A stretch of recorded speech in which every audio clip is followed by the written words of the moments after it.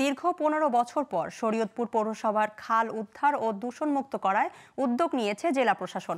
সকালে জেলা পরিষদ, উপজেলা প্রশাসন ও পৌরসভা কর্তৃপক্ষের যৌথ উদ্যোগে এই খাল উদ্ধার অভিযান শুরু হয়।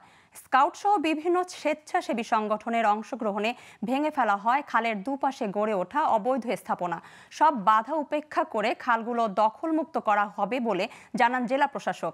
আগামী ১০ দিন এই অভিযান চলবে বলেও জানান তিনি। পৌরসভার মাঝ দিয়ে বয়ে যাওয়া রাজগঞ্জ ব্রিজ থেকে পাকার মাথা ব্রিজ পর্যন্ত প্রায় ২ কিলোমিটার দীর্ঘ খালটি বন্ধ থাকায় সামান্য বৃষ্টি হলেই পৌরসভায় জলাবদ্ধতার সৃষ্টি হয়।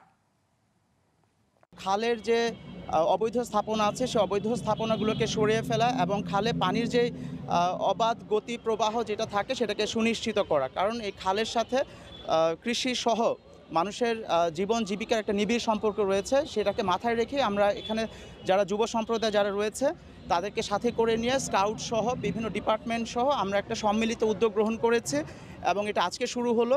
এটা ধারাবাহিকভাবে 10 দিন চলবে।